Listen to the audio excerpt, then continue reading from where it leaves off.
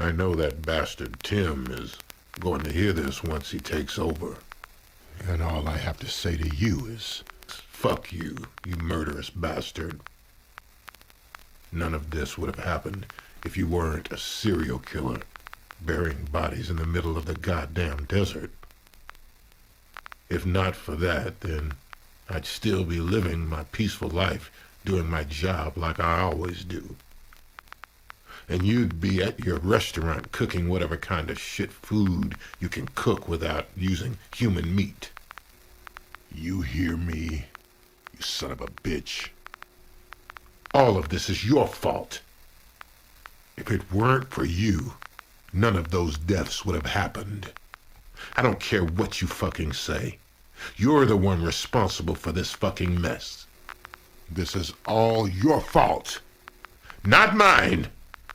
Not mine. Not mine. I'm only doing what I am now because you forced me to. I don't expect to get far.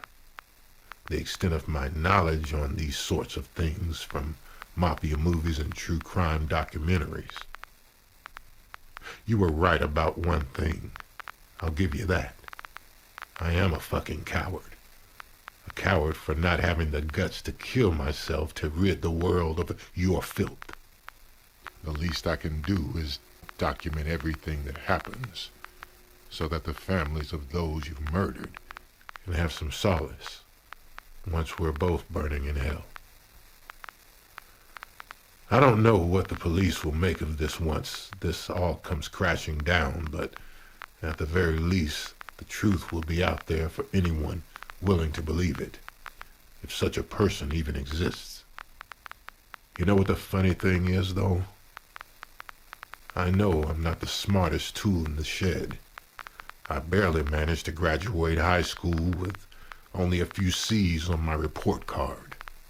But it doesn't take a rocket scientist to figure out what a pompous-ass Hannibal wannabe like you is about. Your fussiness about food that no sane person would eat. Your conceited way of speaking to everyone around you. And the perverse joy you're clearly taking with taunting me about people you've killed and eaten with my body. You're having way too much sadistic fun to stop talking to me, for better or worse. You'll keep making these recordings to mock me, and my stupid ass will keep listening to them because I need to know what you did to clean up after your mess. Well, you know what? That means there's nothing stopping me from recording everything I've done because of you for the police to find later, whether you like it or not. I'll keep making these entries on the same tape you're using to record your disgusting murder diary. You won't be able to erase what I said without erasing your bitch too. And I know you won't do that. Because you just love the sound of your own voice coming out of my mouth. If you do try to erase it every time you take control so that only you can be heard, I'll throw this entire tape recorder away, so you won't have any way to talk to me anymore. And even I know how boring it'd be for an attention whore like you to not have an audience for his art. I'm just going to assume you're one of those stuffy chefs who consider heating stuff up as a art form. It sounds about right, considering what I now know about you. Even if it comes to me having to throw this tape recorder away and probably lose my already slipping grip on sanity in the process, at the very least, I'll have the satisfaction of not giving you what you want. And if you decide to be one to throw it away while you're in control, just to spite me, then I'll know that I got you to force your hand. Considering my situation right now, I'll gladly take whatever sort of win I can get against you. Again, fuck you. I arrived in Arizona on this date. It's just as hot and dry as Nevada was, but I guess it was a bit prettier. The Nevada landscape tended to have a muted color palette to it. Like The sun itself had baked away all life and color from the rocks and sand. Arizona was a bit more vibrant. Instead of pale brown and faded yellow, there were more lively shades of orange caused by the sunlight bouncing off the Rocky Mountains. I might have scorched the asphalt and broke a few dozen or so road safety rules, but I managed to get to my destination in record time. It was a state-owned slaughterhouse deliberately placed far away from the city so no prying eye could see their food becoming their food. I didn't go in, but the smell and sound was still unbearable. Even after living close to these squealing, stinking pigs for almost a week, it wasn't enough to prepare me for the smell of their shit and piss, intermixed with fetid blood as death cries ranged reverberating across the empty desert. If it weren't for the fucking cannibal inside me right now, I'd become a vegetarian right now.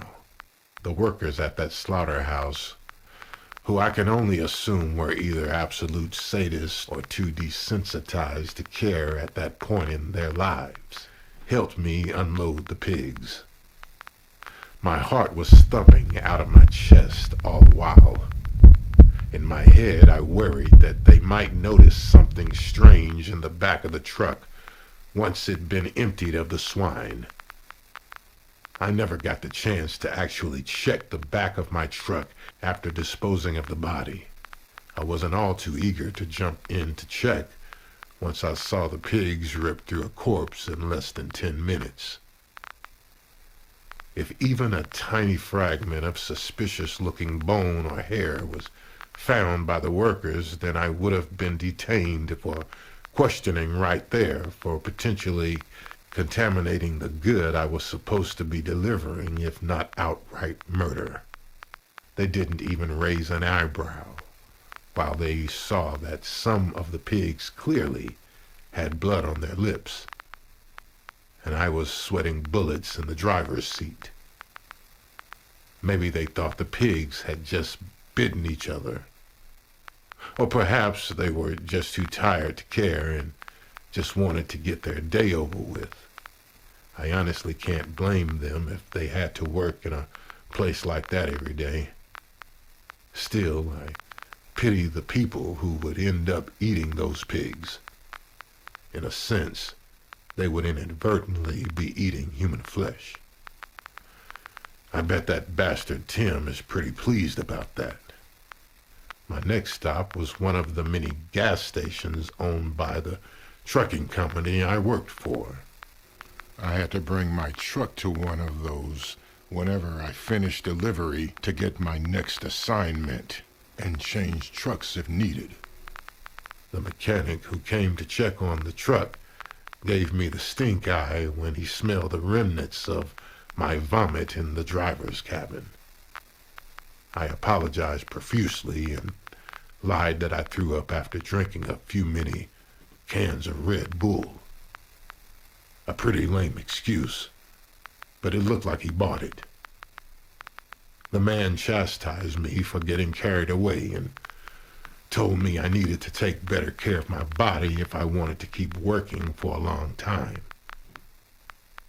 I'm staying at a nearby motel right now.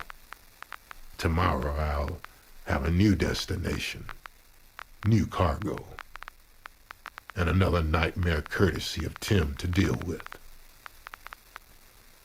I'm afraid to close my eyes knowing that it could invite him to take control. But I know I must sleep at some point. Otherwise, I could end up crashing on the road from driving drowsy. That might be for the best, though. God knows, the world could use a couple less monsters in it.